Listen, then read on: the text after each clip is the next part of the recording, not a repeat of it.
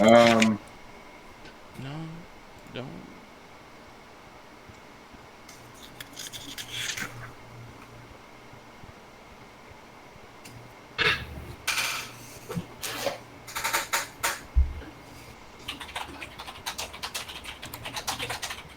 It looked like the chat and everything is still right, I'm talking to him now. but looks like the the video part of it.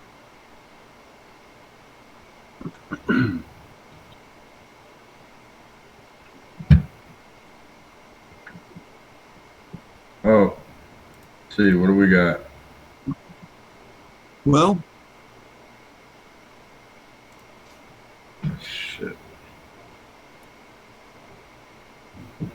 I'm still over 40% dropped frames. we could use the chat box and talk to each other, and they won't see it. Thanks, Eric. Just wanted to point that out. Okay, so we're back online, I believe, right? Are we? Looking like it. I don't know. I'm showing that we have. no. Is it the same or the same? I got a live right now. I don't know if it's the same stream or if it started a new one. It looked like it started a new one.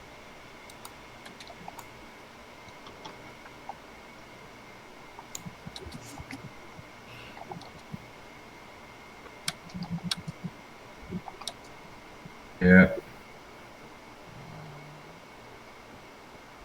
So that's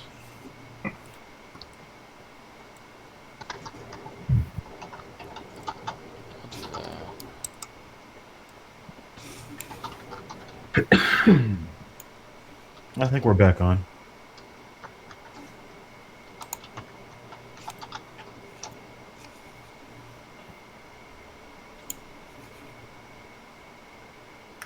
okay. My drop frames are starting to go away now. I think we're back. Yeah. What a mess. Well, that and I'm asking this computer to do a lot, so. Okay, so I just gotta not overload my computer with tabs and pictures. Got it. Check. I do that all the time.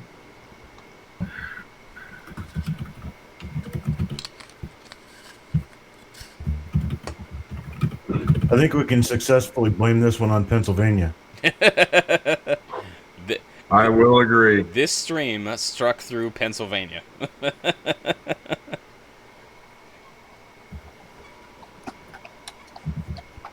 I mean, you know, we've got CoinDragon playing with the Google Translate. Oh boy. What is he speaking French? Yeah, les Français. Uh-oh, looks like CJ, you gotta change the audio settings again. Is it not coming up again? John Claggett says he sees everybody but only hears you. Can you hear me now? Good. I've got the audio output still captured, so it should be going through. Now no. He said now no audio at all. Now no audio.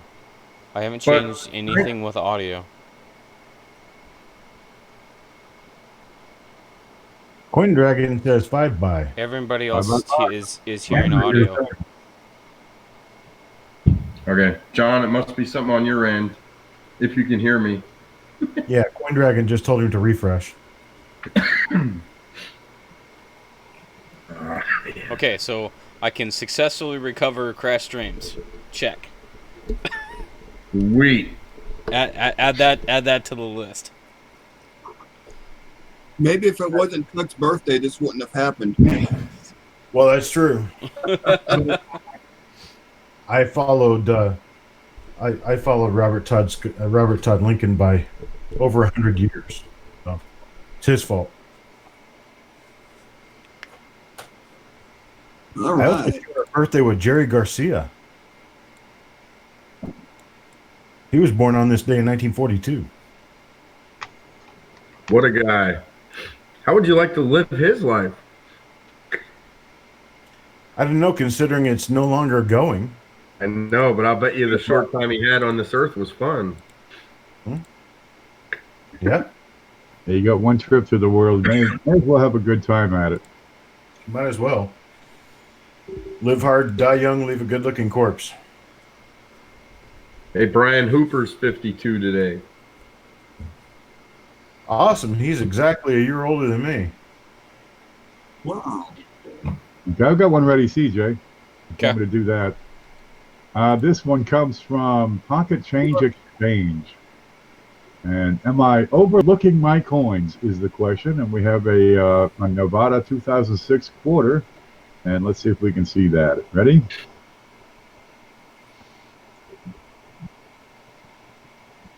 There's the button. Okay, here it is. Whoa, what happened there? Nevada 2006. We'll look at the front. And he's asking if we're overlooking it.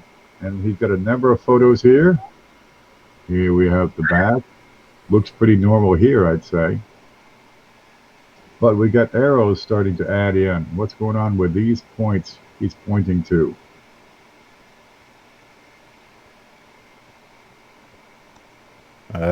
It looks like there's a mouse holding bunny ears up behind something. There it is. I'm not seeing anything out of the ordinary. I'm not even seeing what's ordinary, so We'll keep on moving through. Ooh, wow. I mean, it looks like that one light is creating a lot of diffractions, but it looks like normal circulation wear and tear is what it looks like. Space dust. Yep. Try taking your coin and turning it around and around. Keep the same light source in the same direction, and look at your coin through different angles. On this image here, I'm seeing a little bit of evidence of dye deterioration to the left side of the rays there. And that's most likely what you're seeing, along with some glare from the lighting. Now on this one, what you got is you got a dye chip down here. This is a pooping horse. Congratulations, you have a keeper for sure. Oh man, That's a good. That's a favorite, man. People like the pooping horse. that's definitely a Pennsylvania thing. hey, have you ever driven on any of the roads in the Lebanon County, Amish town, and their horses poop? They sure do. So I've scooped it up with a shovel before. I've driven in Green and Webster County, Missouri, where there's horse poop everywhere because of the Amish. Okay, now he's got arrows on there. He says notching on this one. There may be something going on in the two, but the resolution has been lost. We're starting to get pixelated here. I can't quite make that out. And anything in the lower, all I see is glare. On the center arrow, I can't make out anything there.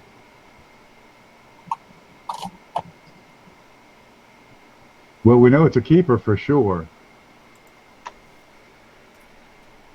Not because of the doubling, but because of the pooping horse. Because of the dye chip, which we can probably see right in here. There it is. That's a dye chip. oh, he pooped on his own leg. They do that. Sometimes they poop on each other. You'll find dye chips in the tail. You find it on the legs.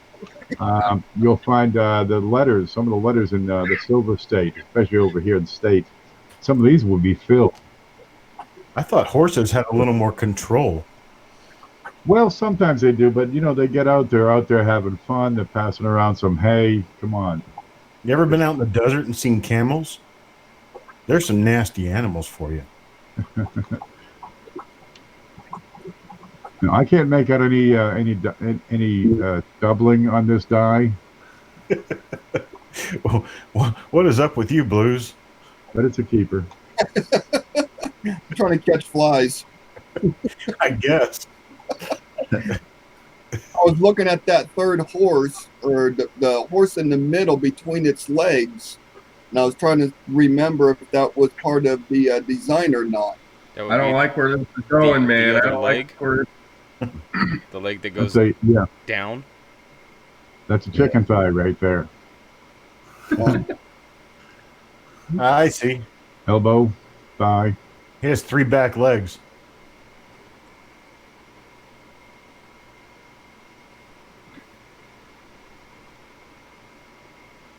Otherwise, a normal coin. All I can say is I feel sorry for the guy that had to design something the size of a quarter that had 3 horses on it. That's not easy to do.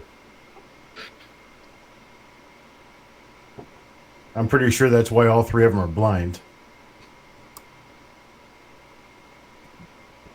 So maybe we can we talk about Andrew's email? Or I'm sorry, let's see. It's Captain Jig actually. We can talk about anything other than pooping horses. So How about a spitting horse? Oh, he jeez. says, I know the accented hair variety is only on the proofs. One of the die variations is on the reverse, where there's a break on one of the rays by one of the stars. I found a couple Kennedys with this break on the reverse. They are, however, Philadelphia minted and not proofs. Anyone know about this? So I do know that, the accented hair variety was on 50 to 60 obverse dies. And Which I know- were Philadelphia. which were Philadelphia, and they were used for proofs only for the accented hair. Now, once the mint uses those proofs up, they do use them for business strike. So they could have used the reverse, and likely they used the reverse dies to continue to produce coins. They produced hundreds of millions of them.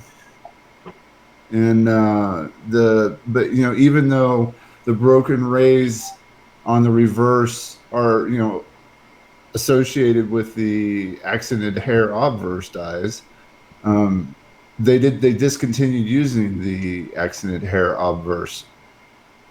So it would make sense that they did continue using the reverse dies. I don't think there's anything other to know about that. So I do have a number of broken rays 64 reverses without accented hair and not proof.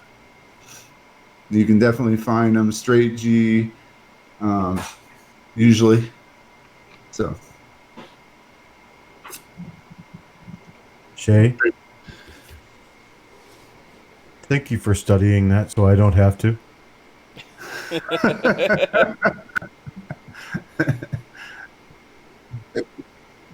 It probably broke Chuck that it was a half die. Hey Shay, I want to see a breakdown of all of the dies. I want die numbers. I mean, that's 50 or 60 obverse dies just for the accented hair. Come on. That would be crazy. I mean, who would read that? That's the... Never mind.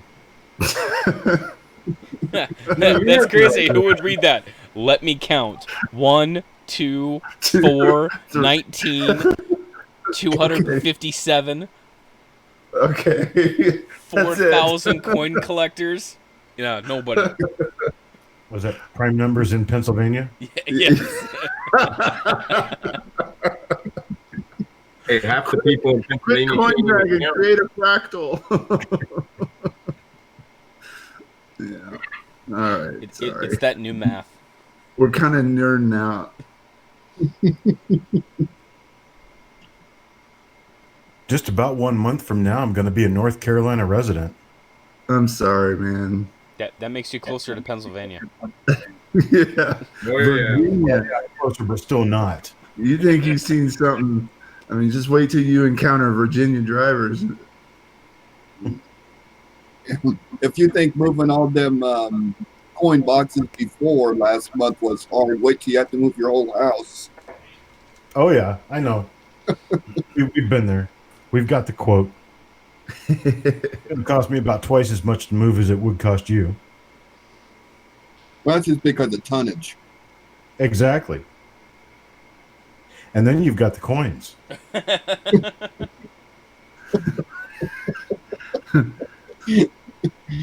Ooh, I'm glad I didn't go there. Art. So what did we decide on arts coin? Just because I was Yeah. trying to focus on not blowing up my computer. Which one was Arts Coin? The one that had nothing on the obverse, nothing on the reverse, but it had the reeded edge. Oh, That copper blank. Homemade piece. That Yeah. there was something going on with that it was probably a counterfeit of some sort of cast. Okay.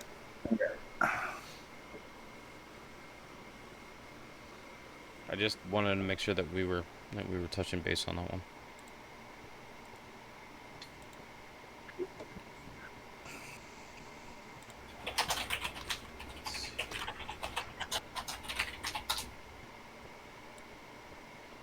Does anybody else have a email up while I'm trying to make my way back in?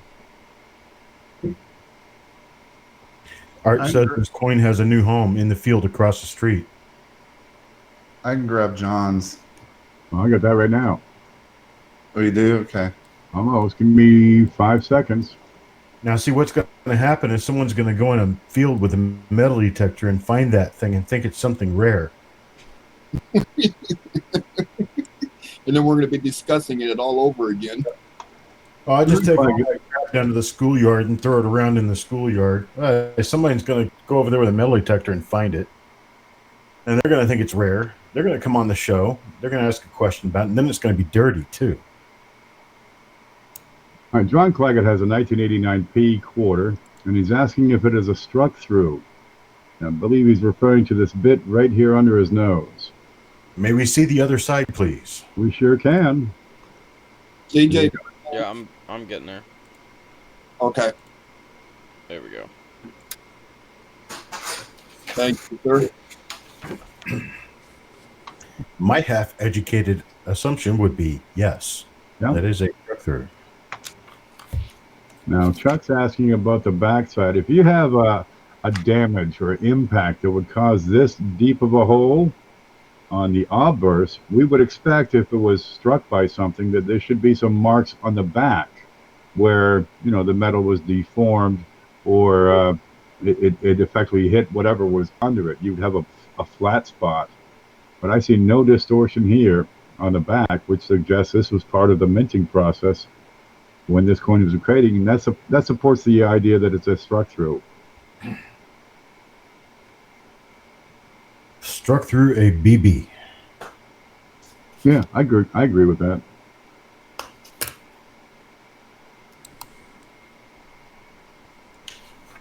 Bird shot.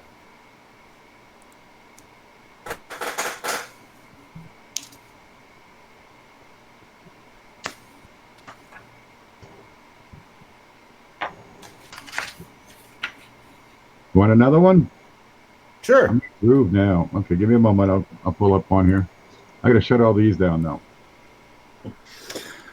Why? We don't want our computer busting on us? Oh, geez, it seems to be taxed today. I've got the next one from Arthur. Arthur Ring again? Okay, I'll take Coin Junkie. Hey, Chris. Oh, forget it. Sorry. So this was, he says, oversized nickel. Come on now. There we go. And it looks to be about, he gives weight, diameter, and thickness. Diameter is 22.49. It weighs 5 grams, which is what a nickel should weigh. It's broad struck.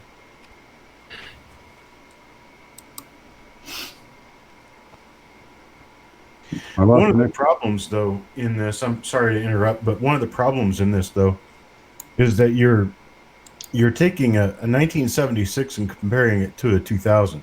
Those are different designs. They're different eras of the same series, but you can see the design details on the 76 are completely different, especially in the hair. And so, if you're going to compare things and look at the design on two different coins to see what's what, please try to use two different coins of the same year so you're comparing apples to apples.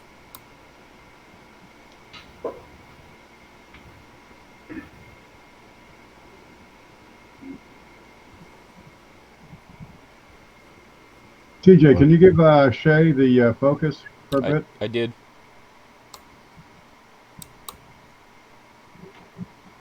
Is that the reverse of the 76? I believe so.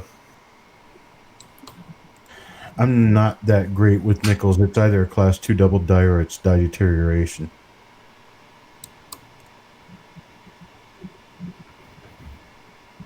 It looks like probably die deterioration. Yeah, I would think die deterioration on that. It doesn't appear to have notching at the corners.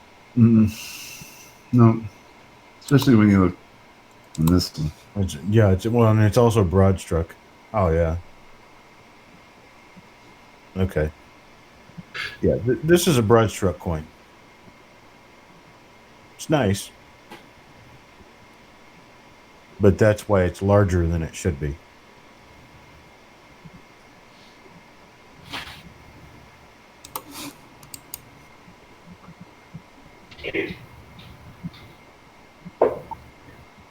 There you go. Now I was opening up Coin Junkies, but it is stored on Google Drive, and I guess I do not have permission to open those files. All right, I can grab them. Oh, I've requested because access. permission to everything. Let's see. You're gonna have to grant me access, or share it to the world, bud.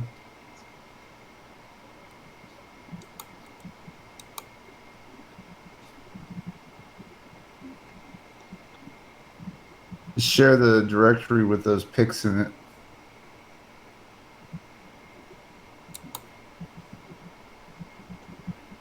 Hey, Coins for Amateurs. How's it going?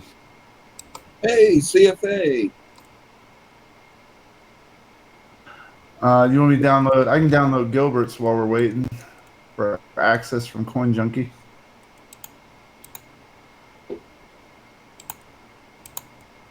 Okay.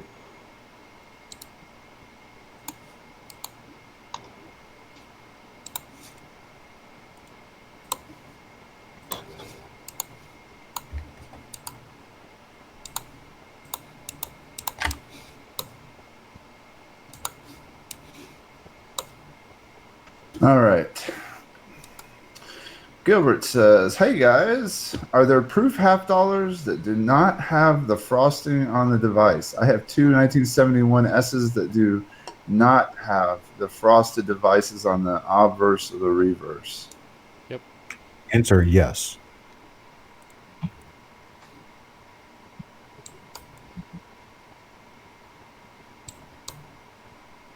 This would be rather common for a lot of the larger denominations, especially prior to the 1980s.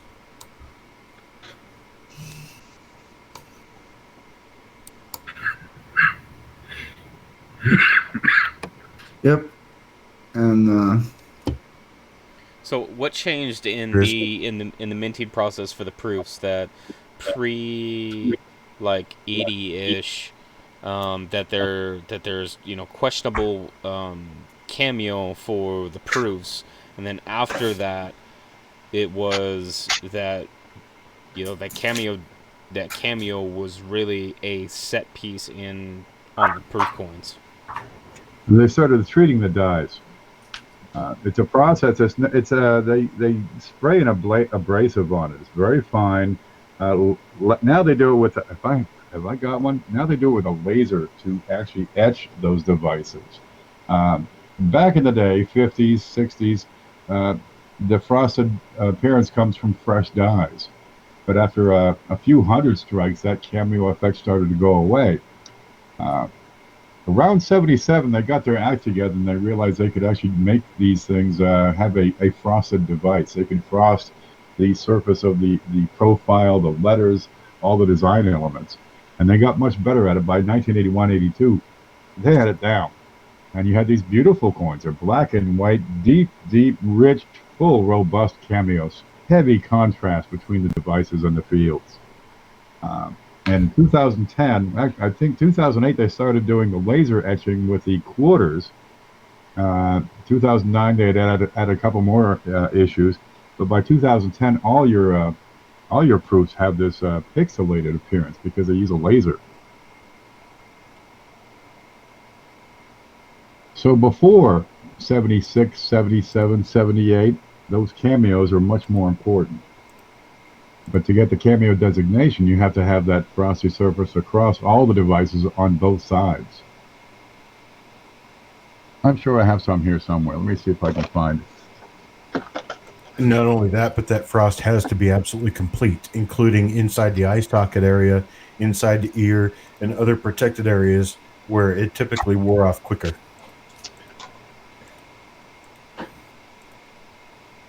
There we go. Now there is possible mention, just to let you guys know, on the 1971 S proofs, there could be some out there that have silver clad blank. They were punched on a silver clad blank. Kind of like you can have some 1964s that are punched on a 40% silver clad blank, or you can have some 90% silver on a 65. They were still punching 1964 Kennedy half dollars in 1965. A lot of them went over to Europe, but the silver or the 1971 S proof could have a silver version.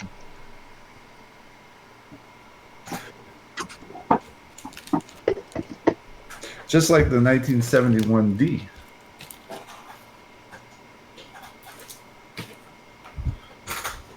Well, I can tell you now, if I got a 64 proof Kennedy with a 40% blank, I'd want my money back. Something work right there.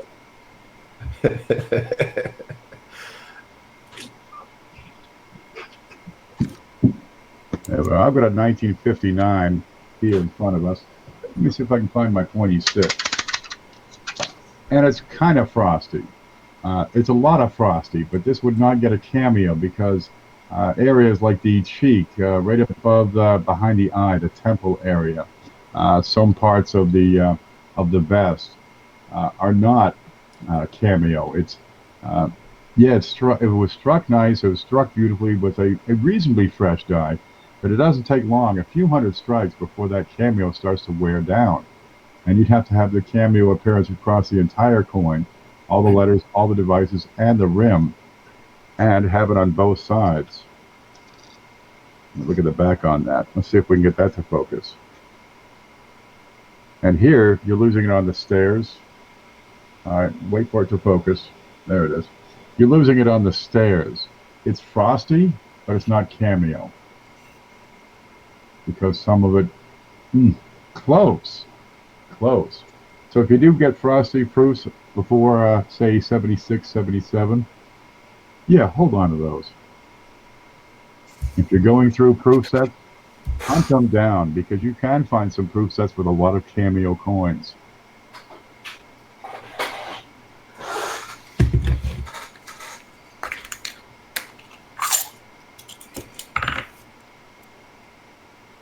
I hear coins.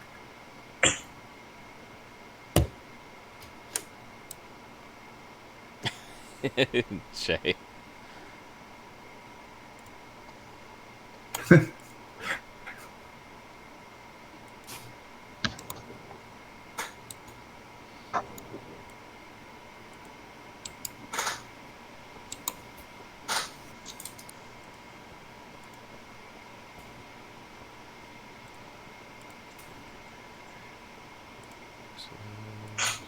Any more? Okay, we got one from Andrew O'Neill.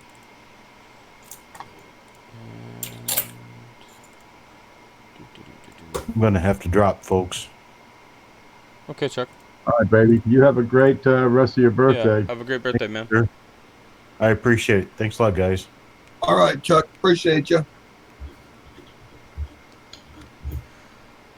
So this one comes from Andrew O'Neill, and I'm going to share that. And the question that he comes with it, he says, where's my other screen?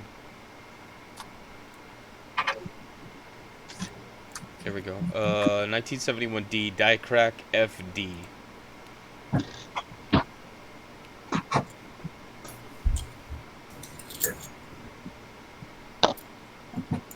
Yes.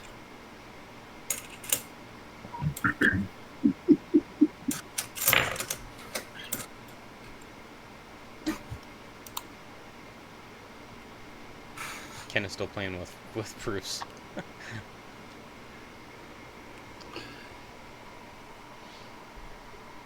So I would say yes, and I say that tentatively because there is a lot of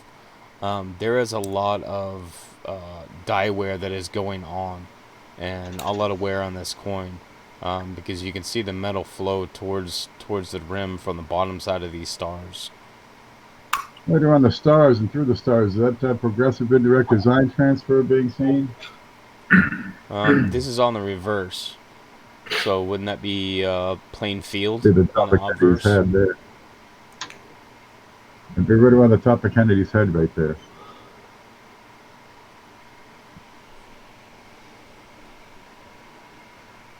Yep. No, that seems too high, raised too high, and maybe too sharp to be die transfer or design transfer. I think it is a die crack or maybe even die gouge. Because usually when you're gonna have die cracks, they're gonna go from one element to another because that metal in between is gonna be your weakest point. But this kind of just it looks like it's going over to the F, but like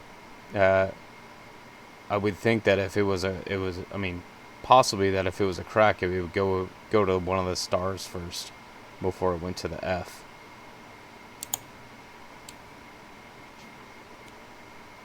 That's my thought.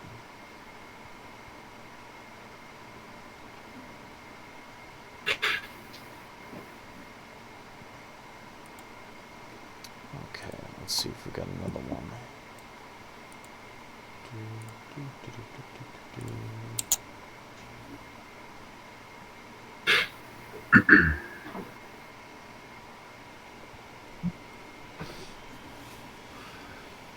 Andrew says that he found one from a ray to a rim. So with the wear on that shows up on that coin, that is probably a later stage die that has a lot of die wear to it, and that's where these cracks are coming from. At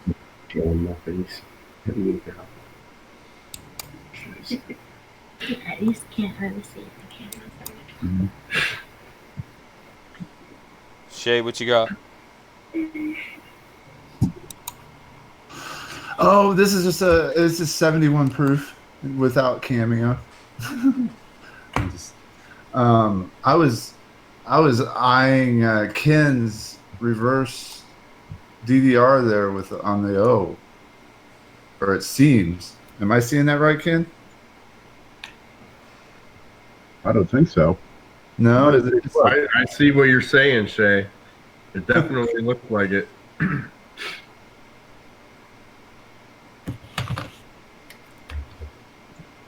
Where? Son of a gun. Oh, yep. I saw exactly what you saw, Shay. It's so shiny. Thanks for backing me up, man. But that just shows you how important lighting is because, I mean, that looked just like the 83 DDR. It did. Although it is getting late and I can only see out of one eye right now. Let's put this back up here. Okay. There it is. Yeah. So I'm going to move this board and block the light. See what happens to it. Ah. Change that light and change what you're seeing. Amazing. I kind of liked it the other way. I liked it looking like a double die. Well, I can send it to you if you like. Yeah, it's crazy how people can just move a light so much and then take a picture and put it on eBay and sell it as something that Oh, isn't. I've totally seen it. You can take a proof. Now this one, let's see. We'll put it down here. Scope. You're going to see these little blemishes down here, a few little spots. Okay. Proofs are wonderful because you can change the light and you'll never see those spots. See if I can change the angle. And whoops, don't get back up here. Put my thumb here. Almost got away on you, man. Here. It won't go too far. It's only 3 feet above the floor. And let's try blocking the light too. There. Okay, they show up there. Let's take it backwards. When they make the proofs look black. Yeah, you can do it.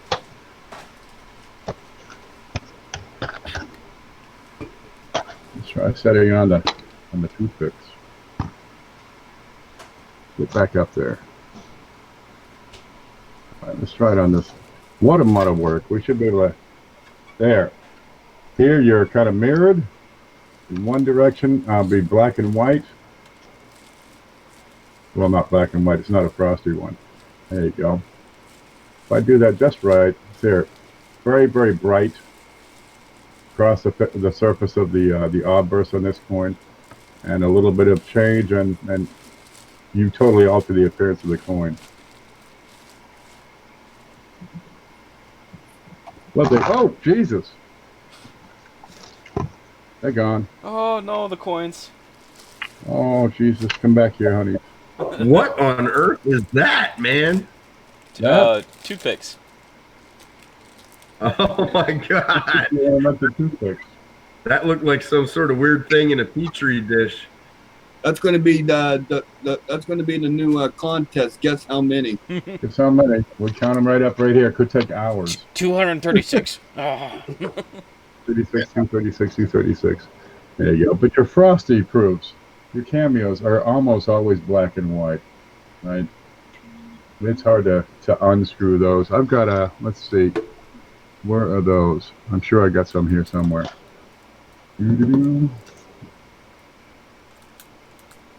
There's one. Let's have a look at a 1977 dime.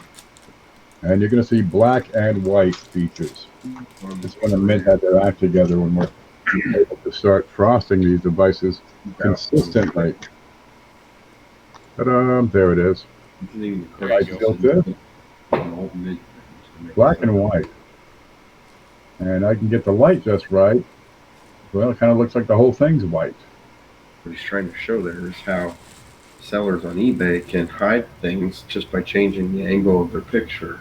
You know? Yeah. Oh, a lot of the old Franklin has of these spotty proofs. You have to pay particular attention when you're buying proof singles, because a little bit of light can change that whole coin. Is that a proof? It is on this.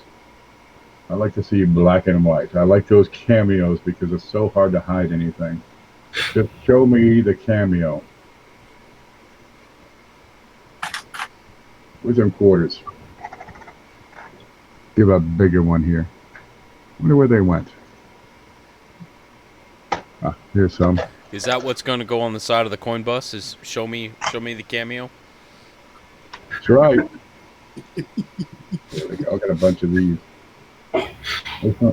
This one's for CJ. No, that's an Oregon quarter. It's upside down. It's an upside down Oregon quarter. All right, in the right light, it looks like a uniform color. But make it black and white, and you got a beautiful coin. But any blemishes really show up. They jump right out at you. Let's see what we got into the scope. There we go. I got a little bit up here. What is that? Somebody? Is that a fingerprint? Is that a smudge? Somebody sneezed on it. Oh, geez. I got to cover these. And we'll look at the front in a bit. And they're frosty devices. I got to find. I know I've got some of the pixelated. One moment. Let me grab one of those. Where'd I put them? The modern, the ultra modern proofs. The one with the laser etching? Yeah, that's what I'm talking about. What's in this book? Yeah. What are these? I should have some. I used to have some. I can learn to put things where I can find them. What's this? Aren't they proofs in the proofs book? Beg your pardon? Said, aren't the proofs in the proofs book? Well, I put the proofs in the back of the, the dollar book, so I could find those easy. Where's the penny book?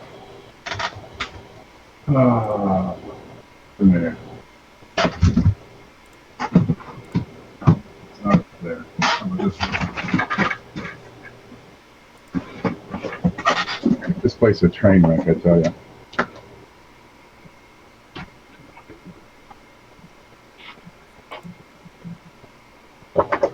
It's backwards, of course.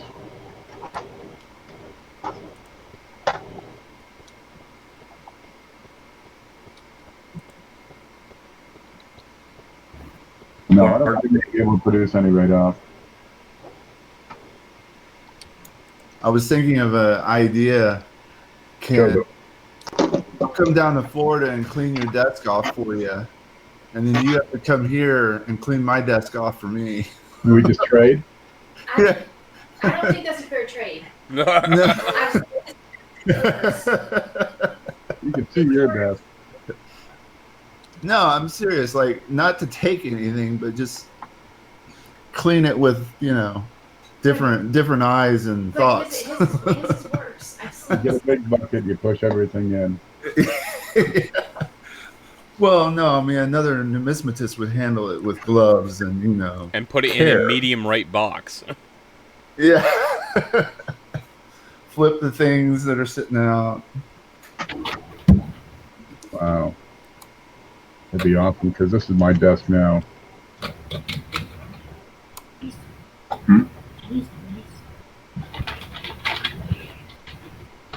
Play-Doh on it.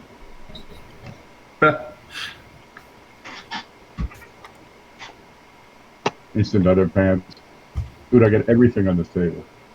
Okay, I'm not able to produce a modern. I'll keep looking though. Where'd this tube go?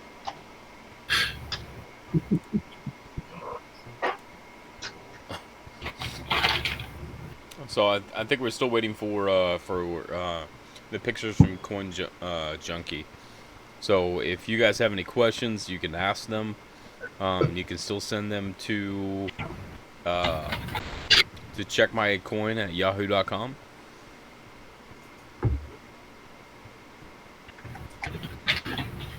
Yeah, I've got problems. Not enough coins is one of them.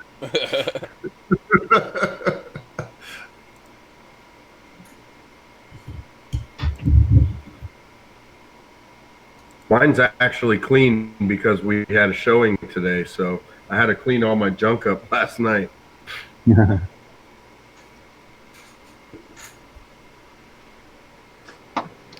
During production, when is reading done to the planchet? During the strike. It's part of the collar.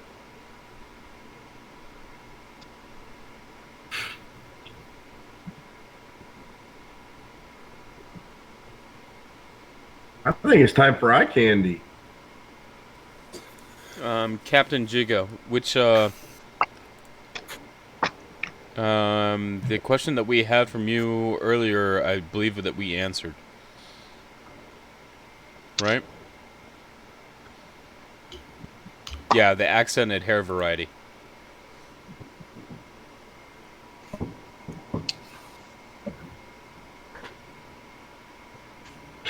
Yeah, the only thing I needed was access from Coin Junkie, and that I replied to Coin Junkie with a picture of what I see, and let's see. Yeah, you're on here. Hidden. So the collar, which is basically the base, where the anvil die is basically mounted to, that has the grooves in it. So when the coin is struck, it fills those grooves. So it's actually at the time that it struck to create the design.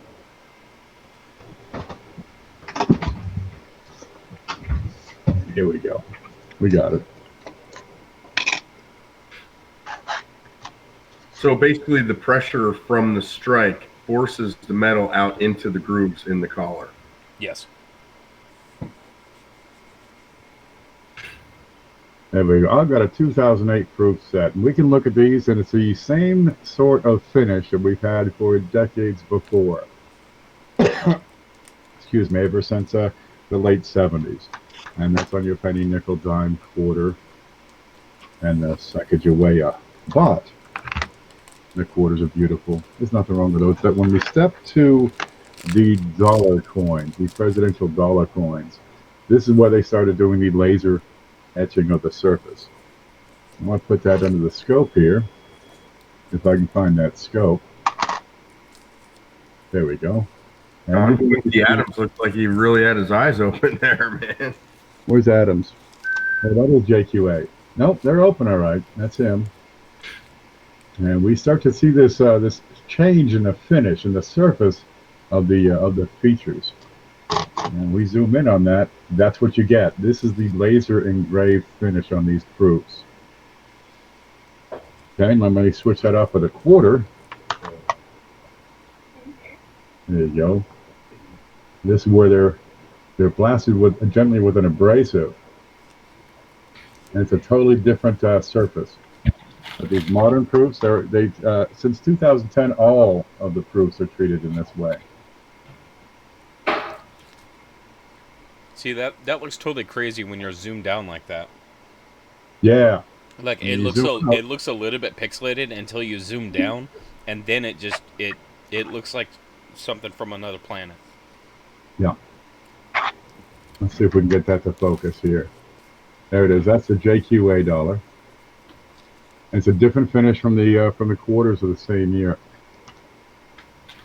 The close up. That's it. That's it. It's almost a tweed. Houndstooth. No, but it's on all the devices. The date, the rim, all of it. Let's look at the back. What do you got? Statue of Liberty here.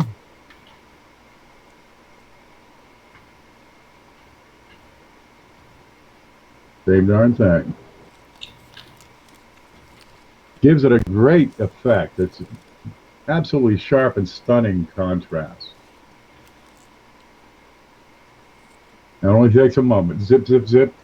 And the laser scans the die.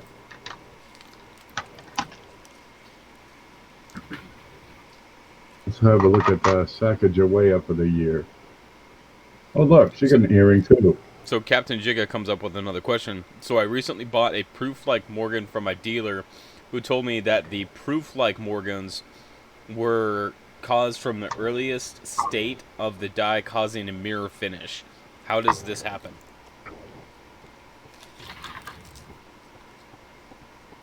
Yes, that's exactly right. They polished them right up nice. So does it go proof, and then as the die state wears down, does it go proof like, and then basically just like a regular strike? Or where does the proof like come in terms of where it was struck? It's not a proof strike. It's a business strike with a proof-like finish. Oh, okay. So it's a business strike with a new die or a fresh die. Absolutely right. And not only that, but they kind of wasted their time and just polish just a little extra because it's 20 minutes before I go home, and if I spend my time here, I don't have to take out the trash. For whatever reason, they put extra attention into those dies. For a real proof, it is a different planchet. Clinton asked if it's a different planchet. For proofs, not necessarily a different planchet, but the planchet itself is handled differently The planchet is polished, and the dies are polished.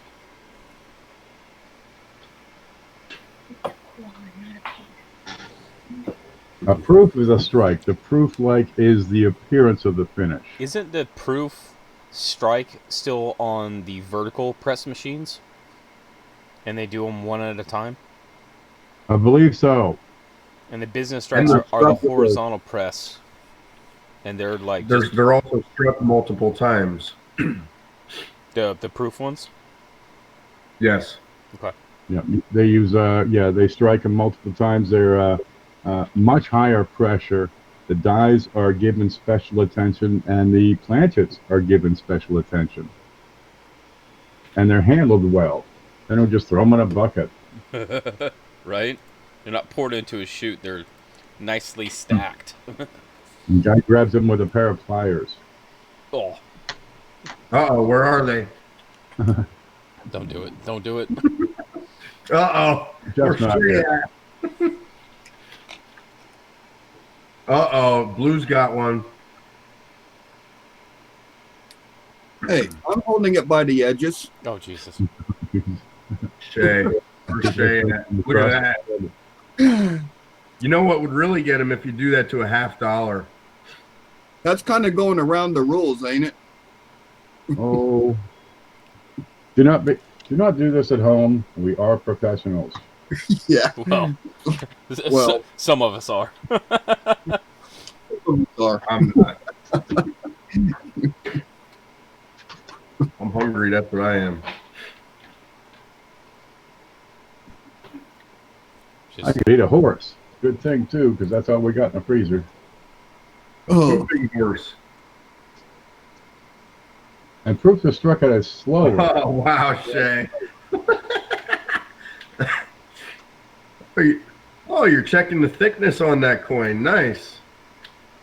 Okay, Jeff Stanley asks, do they do the enhanced finish like that on the like on the 2019 Sacagawea coin and currency set?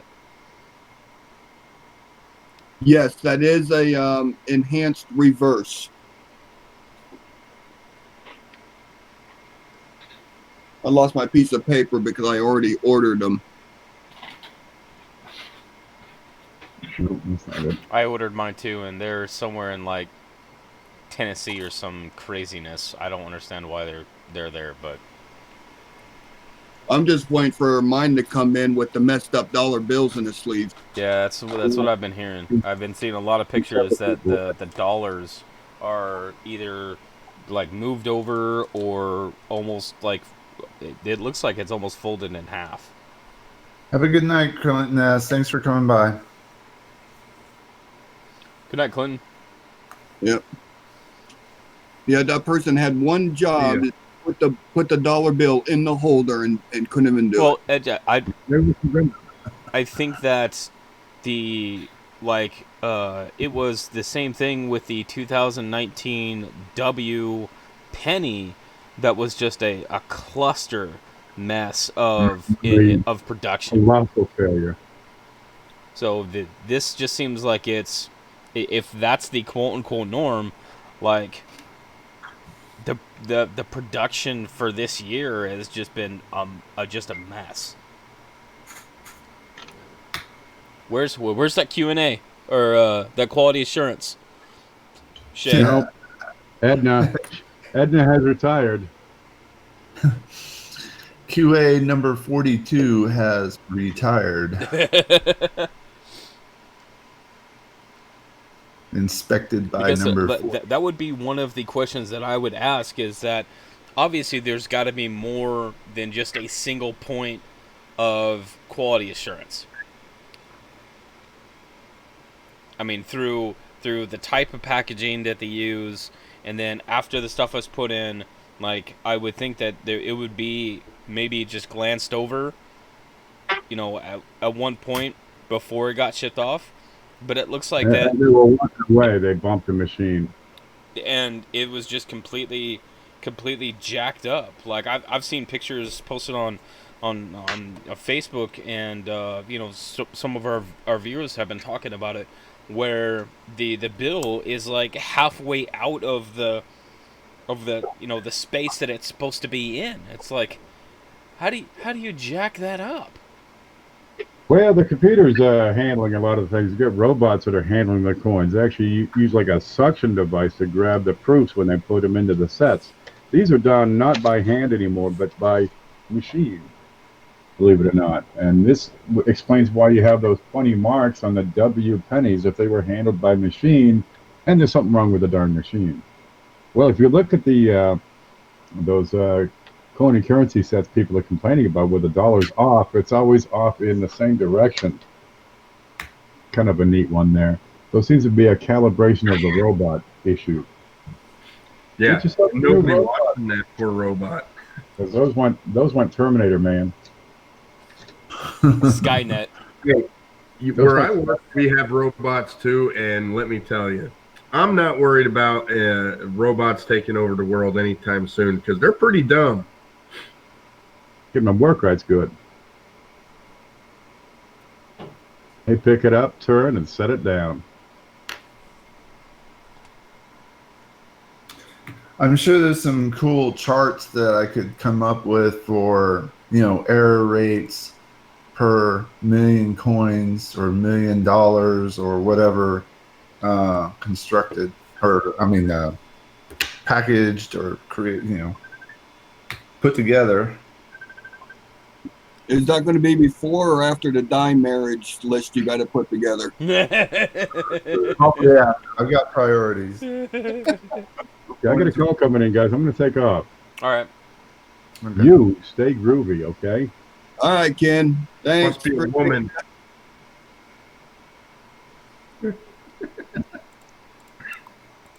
Yeah, that 2019 American Native $1 coin and currency. It's supposed to be an enhanced.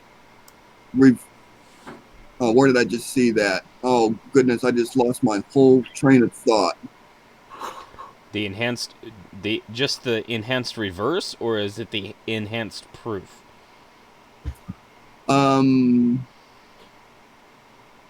It says enhanced uncirculated,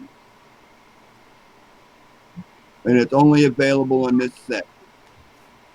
It sounds like the same type of terms that those third-party companies use to sell you junk. I was just gonna say that. I was like, how can you have an enhanced uncirculated?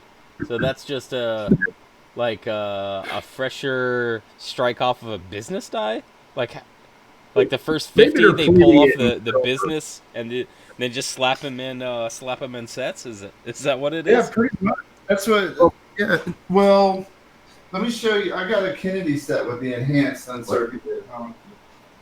Since they're saying it's enhanced uncirculated, are they going to put enhanced coins and rolls and put them out to the public for us to find? Yeah, but then they're going to be impaired enhanced coins.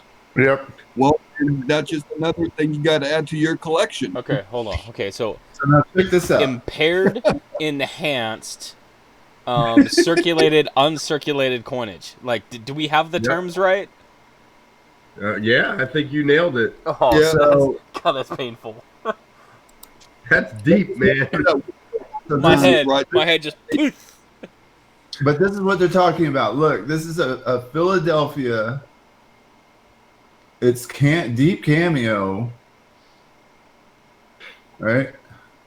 This is what they were calling enhanced uncirculated. So that's just a proof, just not minted in San Francisco. So basically, it's a 2014 SMS. Right. Well, yeah. And the I know that they're actually, there is a difference to the proof, the S minted. You can see on the surface a little bit different. Okay. But they have on the Philadelphia made it more mirror-like. Because that Philadelphia looks more proof than, I mean, as far as what I'm normally seeing on proofs. Yeah. Yeah. So I think it just means they just changed the proof to something else, and then have the proof and called it enhanced uncirculated. yep, that's right. Oh, well, I mean, really, if you thought about, you could take like the first 50 strikes off of the proof die, and then call that enhanced proof, and then everything else after that is just your regular proof coins. No, I'm just no. Okay. I'm out here making stuff up now. Yeah, Hidden says impaired enhanced sure doesn't jive with me. I 100% agree. I don't know how an enhanced uncirculated, like, I don't just, it looks like a proof, but it's an uncirculated. But they're uncirculated anyway because they're not intended for circulation. Like, I don't. Dude, you're gonna have a stroke. They're using fancy terms, and it's a cash grab, in my opinion. I think the U.S. Mint is very basic, and I don't think they're offering a whole lot of good choices. When you compare the quality of the stuff that's coming out of our mint compared to, let's say, the Canadian Mint, the Royal Canadian Mint, I mean, some of their stuff is just really nice looking. They have a lot of different offerings. The Perth Mint has some neat stuff come out of there. I just think they need to come up with some better ideas. Personally, the stuff is overpriced and usually over minted. The mintage numbers are usually really high. So I don't know what they're trying to do. Jeff Stanley, coins, cars, and miscellaneous hit the nail on the head. The only thing that set is missing is the wooden box that you get with the QVC order.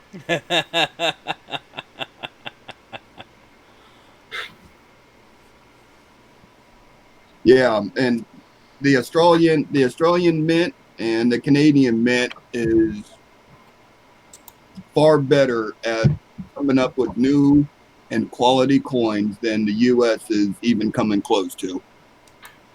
Yeah, they're leaps and bounds ahead of us. Yeah, and it's a shame too. It is a shame. We're in America. We should be the best at everything, right? America. Technically. Well, you know what? Maybe they are better than us, or I mean, maybe we are better than them because we're making ordinary stuff, and I'm pretty are better than us, or I mean, maybe we are better than them because we're making Mute YouTube, Ken. Holy crap! To say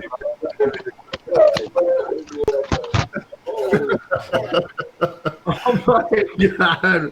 And What a hot mess! I think he just killed his camera. I tell you, Chris, that man, what happened to you? What happened to your eye? My eye. I don't know, dude. I got a cold. It started out with a sore throat, then it got like sinuses, and now my chest, and my eye's been leaking now for I don't know, the last 2 days. It's killing me, man. It feels like there's something in my eye, but there's not. It's just. I just want to tell you, you are a champ, man. Nobody has an excuse good enough to not show up now. You were here. You were here with that. and that's after working a 12-hour day. I got up at 4 a.m. My eye was pasted shut. Thanks to you. You're starting to look rocky after the first 3 rounds. I feel like it too, man.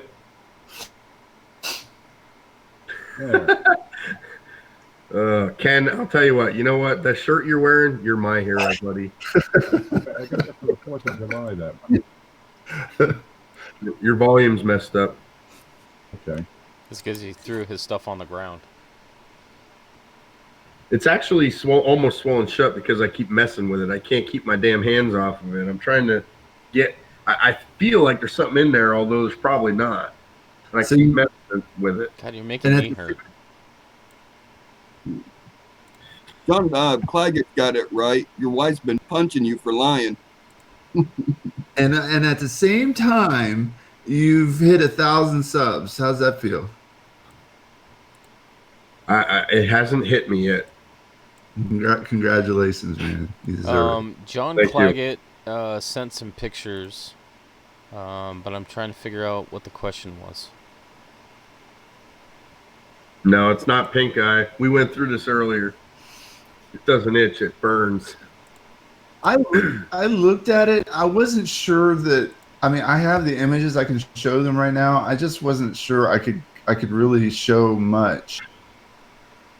And here I could switch to it. It just says 19. It says 1935D, but it's Maybe. gotta be.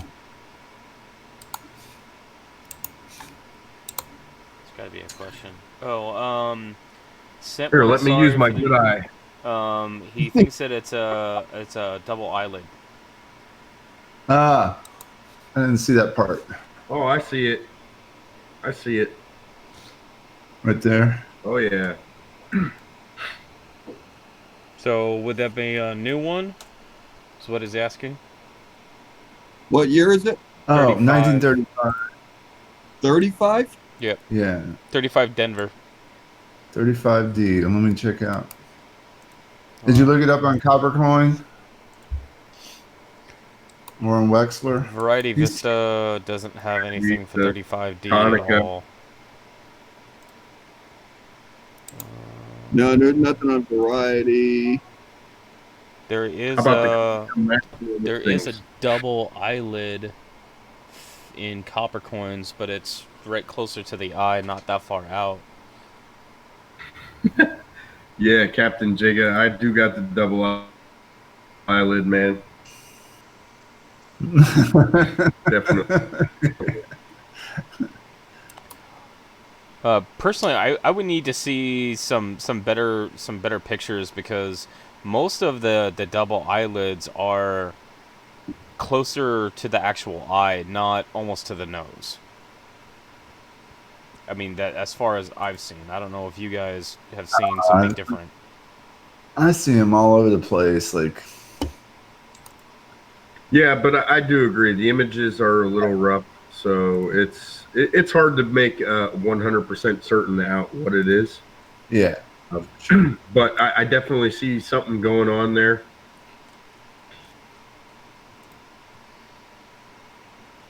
It's funny. It actually looks like the eyelid, the eyeball, and the lower eyelid, it all looks doubled. But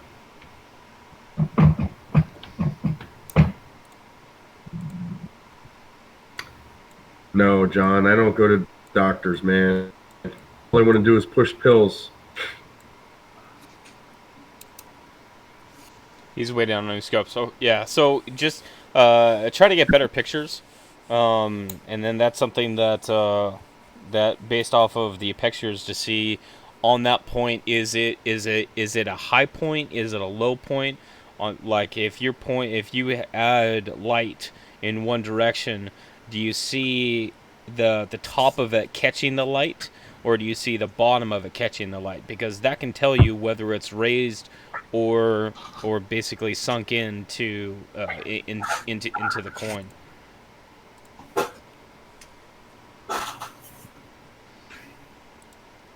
Yeah, because I haven't seen too many that are of the double eyelids specifically that are that far out. But I don't really look that hard for them. So he says yes, it casts a shadow. Yeah, so get your scope and take some really good pictures.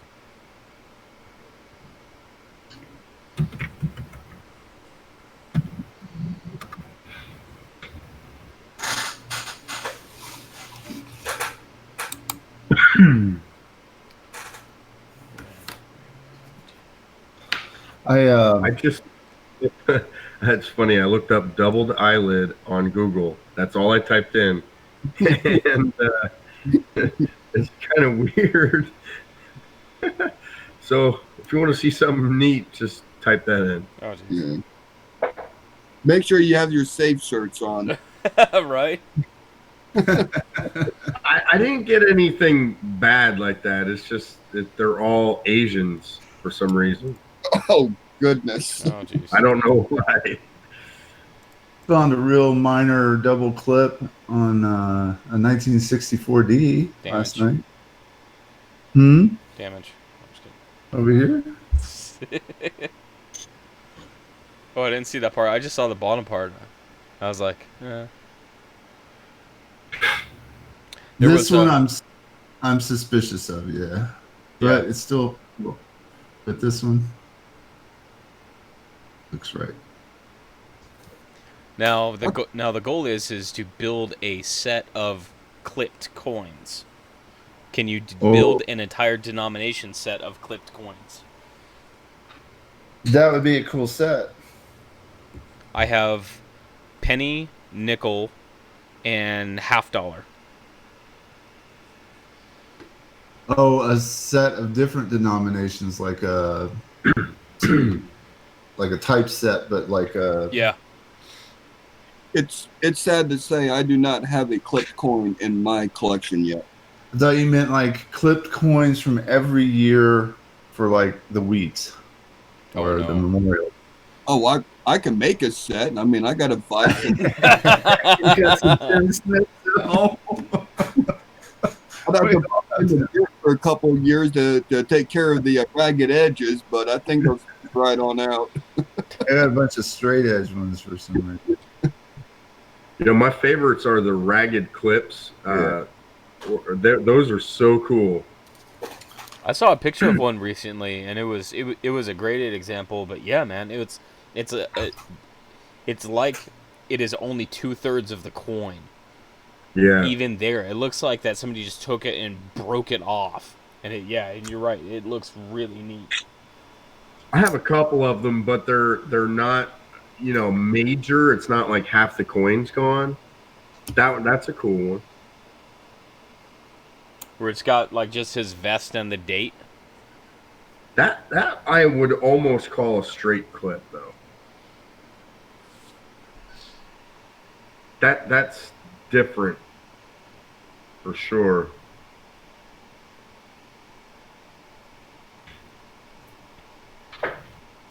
Or if it's straight across the middle of it, you can dub it the headless Lincoln.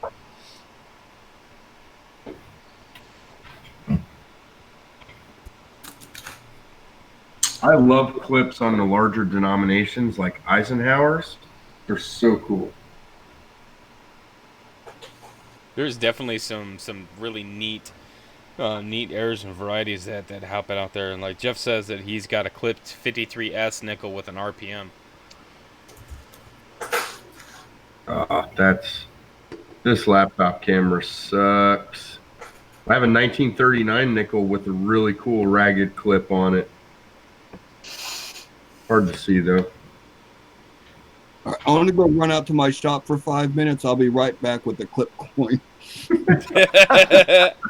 What do you just take those pliers that you were using earlier and be like, here, look, I'll clip it off right now. I don't think my scissors are going to do the job. I'll have to go outside to get some heavier equipment. Kitchen shears. Why do you typically see clips on smaller coins and not much on larger coins? Because they're easier to catch or see on the big ones. I think another reason is the mintage numbers on the smaller coins are higher.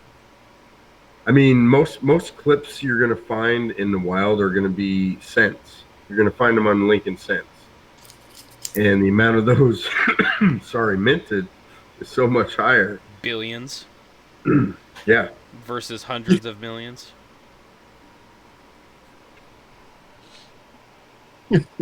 I got a tickle out of you said coins are going to be in the wild, and all I thought was everyone searching for Bigfoot.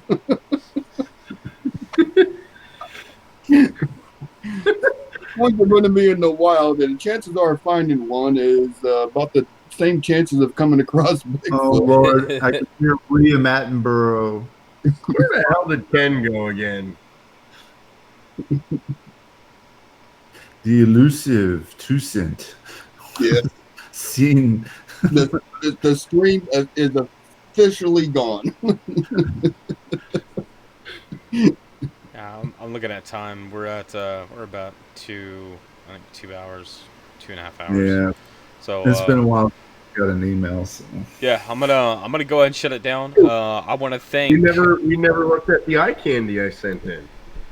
When did you send it? That was sent in a while ago. You brought it up, but I told you not to open it yet. Don't look at it yet. But he's dropped hints. He said, "Time for some eye candy" several times now. Yeah, what the hell? Where's the eye candy? Fine then. Eye candy. Whatever. All right, stand by. One more coin coming up. There's a couple of them. Maybe, I think 3, 4. Oh, always got to end the stream with some eye candy to get everyone excited about coin searching and coin looking. Well, these are some gems I found at a recent coin show I went to. And some of them were marked like way wrong.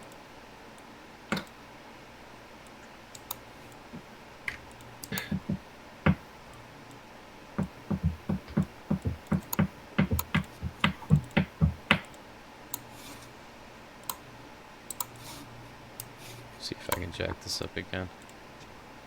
Yeah.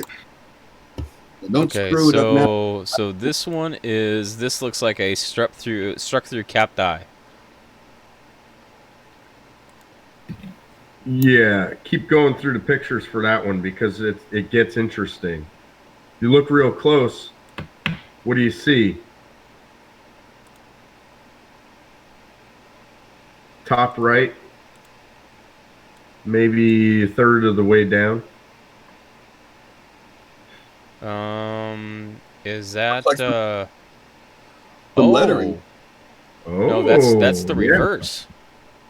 Yes, it is. That's on a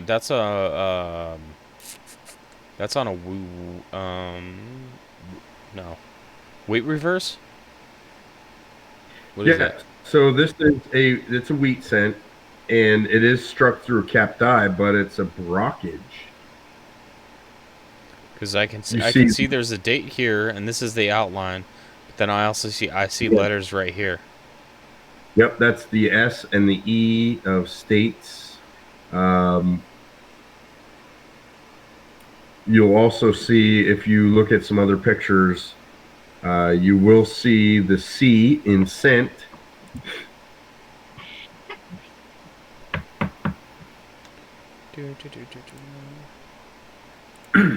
Is this what you picked up at the show? This is one I picked up. It was marked as a clashed die. That's the You just missed. that's not a clash die, bro. That is. I know. Look at that C, man. Look at the. I mean, that's a good one. That's a nice one. Condition is, a little bit rough. It was in circulation, but Man, no. Great pickup, man. guess how much I paid for this thing? $1. About $3. Oh, Nice. yeah, that's I would say as a collector that is well worth it, because there is so many other things going on with this coin that, yeah, that's my favorite. So I love errors so much that I ask every time I go in a coin shop and every time I have a show, I ask if they have any errors.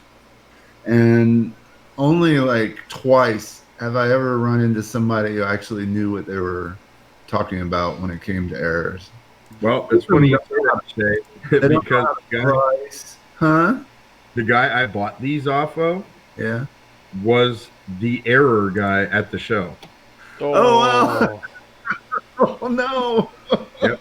Other dealers were telling me, "Oh, you like errors and varieties." Well, that guy over there, Gary, he's the error guy. I said, well, yeah, I just bought everything he had.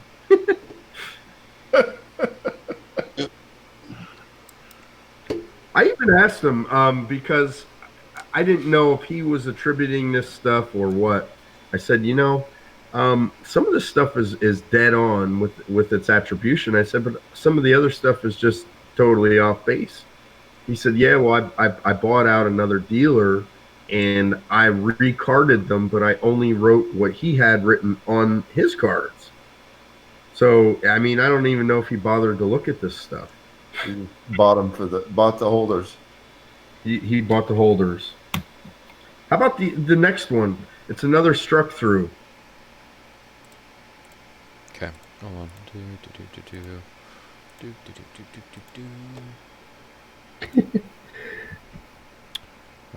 I'm guessing it's this one. Possibly.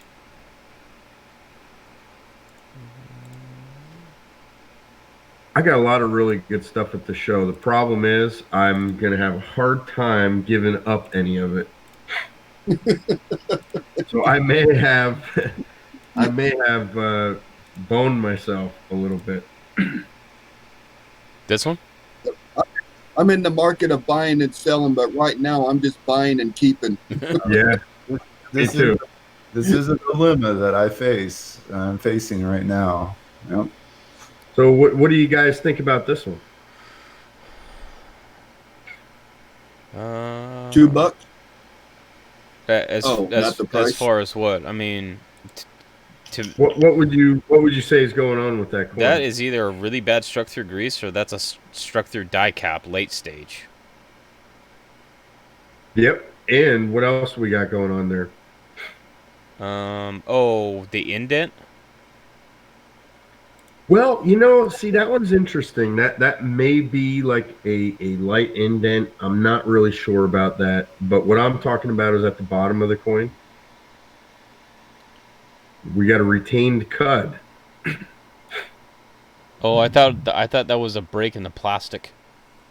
Nope, that's a retained cud 'Cause on a struck through capped die. Yeah, I thought that was part of the plastic too. Yeah, because it's like it's kind of frosted and then it's clear here. So I thought that was a break in the plastic. No, and I should have taken him out for that, but I'm too cheap to waste the 2x2s. But I know specifically, like, if it looks like this on the obverse and it looks like this on the reverse, then that is a struck through die cap. I know that much right now. Yep. Yeah, but then it's got you said about this an indent type thing. Yeah, that is interesting. This space right here, because like either that or it's it could be struck through a bonded that gave it this weird look. Yeah. If you look on his shoulder, there's another area like going straight down that has the same. It's raised to the left side of it. So there's something else going on with this coin. I'm not really sure, but it was so interesting. I just had to have it. Oh yeah. You get it for about the same price? Yes. Yeah, I would have bought it too. Yeah, I mean, how can you not? Yeah, but I would have cashed in the pennies I bought from the other dealer just to get that coin. Because I've seen pictures of those bonded coins, the ones the stacked up ones. Yeah. And they have all kinds of different shapes, and especially with the indentation on this one that looks really, really not like anything else. That I wonder if it was a struck through a bonded stack trio. Yeah, like a bonded trio or something. And that's what interesting. gives all this extra metal weird stuff. Yeah, this is something I would have a guy like Mike Diamond take a look at, and he could probably tell me exactly what it is. But, excuse me, I bought it just for the fact that it was struck through a capped die, and it had the retained cud, and the price was right, obviously. Yeah, the prices was phenomenal. All right, what else we got? We got We got 2 double dies yet that I bought as well. I paid up a little bit for these because of the condition, but I got such a good deal on a lot of the other stuff. It didn't really matter. Okay, so I know that is a nickel, and without even looking at it, since you're showing the reverse, I Can we see? am going to say that that is. I'm working on. Just hold your horses there, Well, kiddo. you're describing the point, and we're like, yeah, it looks great. Kiddo, you just hold your horses. I was gonna say that's a 39. That's a 39 filly. Yep. You got it. Yes, 39 filly. And I mean, the condition's rough. It was in circulation. Somebody found it, but it's a really strong double die reverse. So on the 39, you can see it over here on the L and the L's and the O. You can see it on Sense, and you can especially see it right here on the E on 5. There should be some close-ups. I thought I sent some close-ups.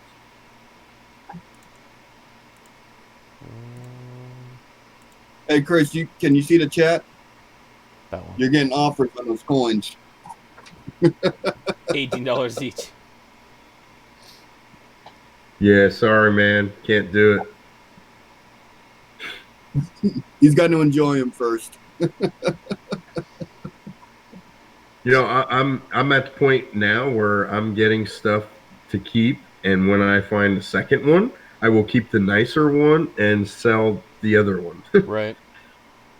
Now the double die reverse that's going across the Monticello. Yep. Yeah.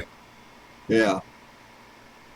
And it's also very strong in 5 cents. The only problem with this coin is it's circulated, so you got a lot of contact marks, kind of distorting it a little bit and making it harder to see. But this is for me. This one in the nickels is equivalent to the 55 and the 69S. Once you see it, you can never unsee it. Yeah, you're right. I mean, it's one of the stronger ones out there for the nickel series. Yeah, no doubt. I could have swore I sent even closer ones, but you can see the separation lines on the O. Yeah, that was. Oh yeah, that was the 3 that you sent for that one. Yeah, just the L's. You could see the thickness in the L. I did get a couple of emails, a couple that we hopped over, and then one more came in. You want me to load them up? Yeah. All right. So I'm getting Chris's Stone Mountain one loaded keyed up right here. So these are from John, Mr. Claggett. There you go. He sends a rotated, clipped. Hey, John, how can you ever be done with a double die, man? he wants to buy this stuff off me. I don't think I'll ever be done with it, man. I like looking at them. While they are getting those pictures set up and ready to go, I did get myself a new fishing reel today. I hate those bait casters, man. How do you even use those things? I grew up I can't use a spinning rod. Oh, I can't cast an open face spinning rod. I can't cast a bait caster. But I could chunk a lure within 6 inches of my target with these things. That's so strange because I can do that with a spinning reel, but I can't do it. I always backlash those things.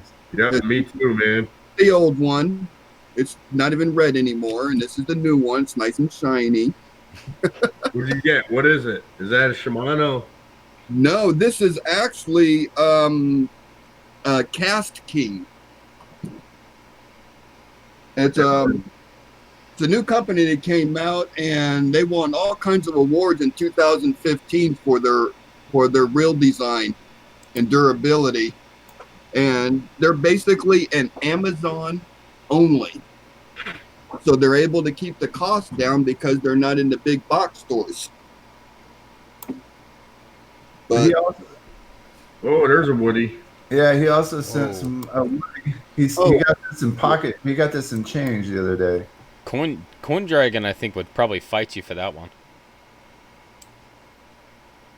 That's a really strong woody.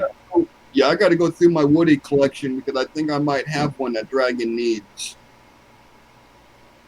Beautiful, beautiful, John. And I'm Nice. pretty sure Coin Dragon is actually building a full set of Woody wheats. Oh, Yes. me too. Oh, man, Oh. is too. Yeah.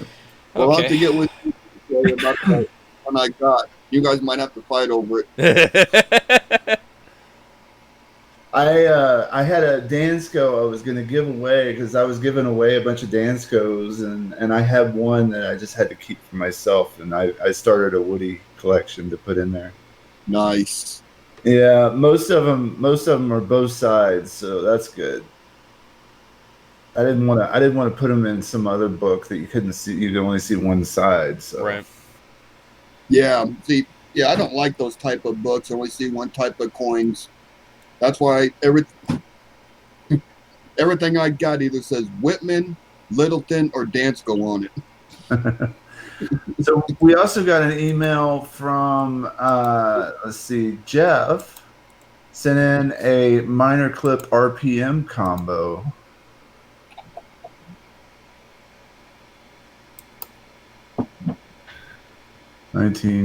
$1953 S RPM 005. Look at how strong that Blakesley effect is. Yeah. I found that the Blakesley effect is much stronger on the nickels, and I think that may be partly due to the fact that the nickel is a stronger or harder alloy, maybe. But yeah, Blakesley effect is usually really strong on nickels. Yeah, I like those coins that have more than one problem with it done. Oh yeah. I mean, that clip planchet with an RPM. I mean, the only thing it's missing is the DDO or DDR designation. And then you got a trifecta. Yeah. DDO, RPM, and clip. Find one of those. Yeah, you can find it all day long. And what they're saying. I kind of like how the guy put the picture of the The RPM. mint mark on the flip. Yep, that's a nice one, man. Thanks Yep. for sharing. Beautiful coin. Well, I think that's it. Okay, I got Chris's eye candy Stone Mountain here.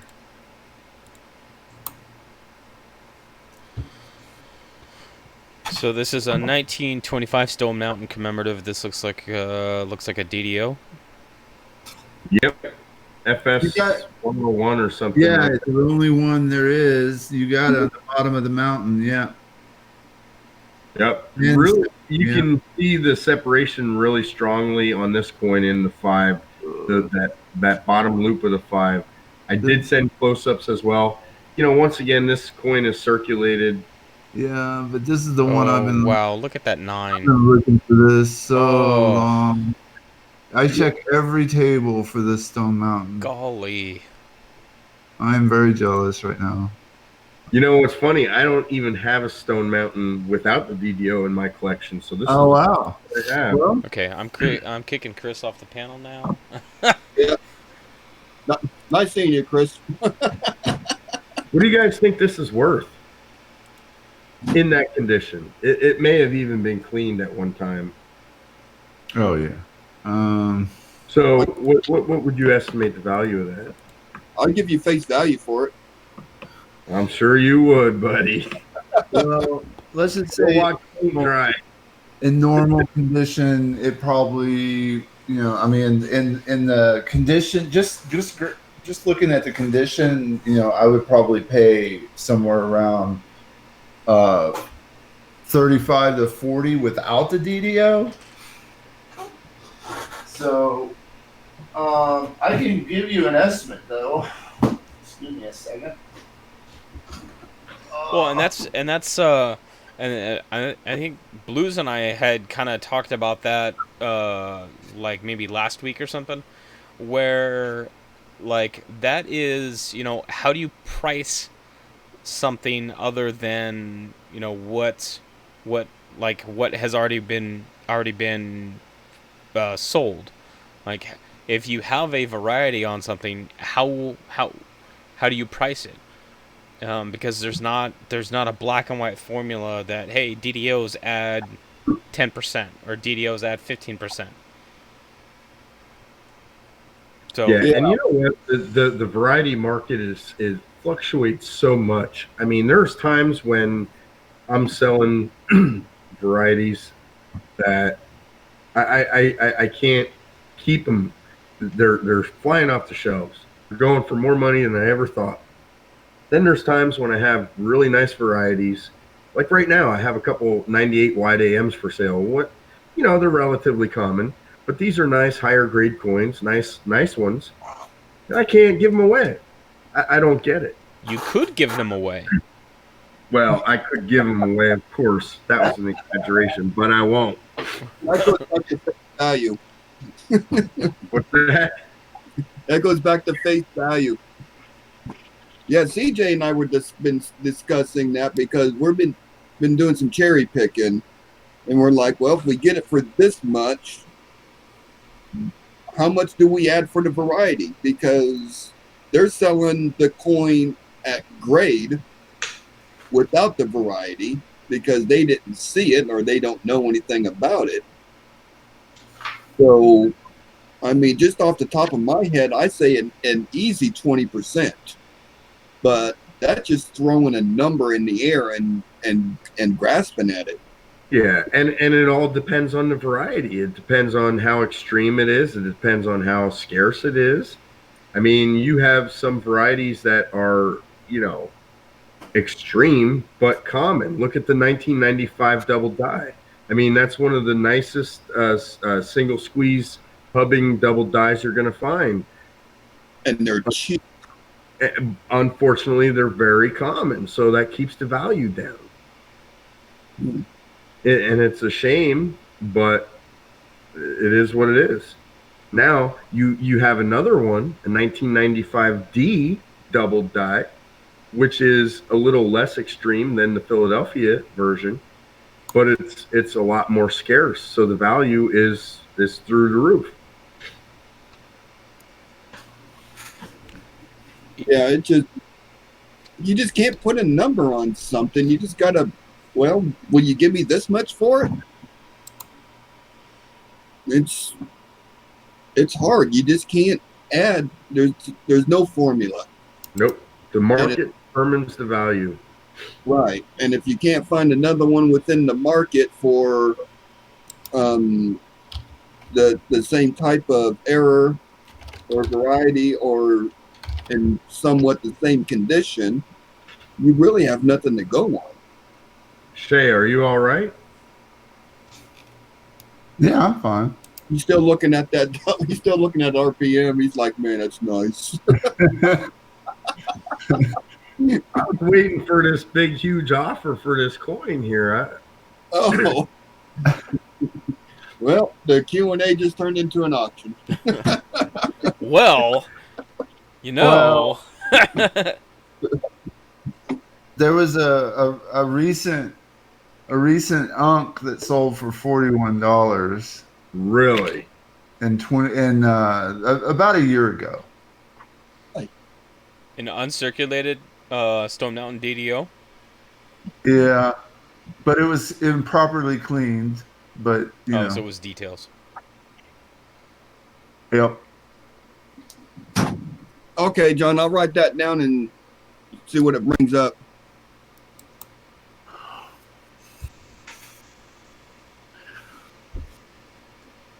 Appreciate it.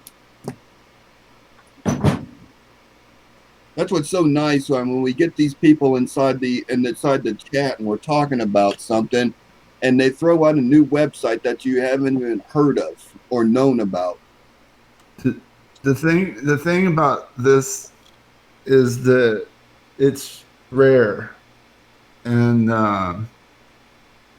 and to even just come across it, much less have it in your collection, is pretty sweet in my opinion. It's like one of those things you just hold on to. Well, that's a good thing you said that because that's what I plan on doing. Good. Good. Until he Now you finds just gotta- until he finds a better one. Well, there's also some out there that are counterstamped that could be worth quite a bit in the higher grades, but there's also counterfeits, so you got to be careful. But this is obviously the DDO FS101, so this is cool. Love it. Yeah, I like it too. Yeah, I love it too. If it's in, Take pictures of it if I don't run across another one. What do you say? You want to take pictures with it? Put it in the database. don't Chris, don't be surprised if you get an email from Shay later this evening. You're like, hey, can I hang out with your coin later? Can your coin come and play? You want to have an affair with your coin? Can it meet me at? Oh, jeez. Yeah, I have no problem with anybody using my images. I don't care. That's fine.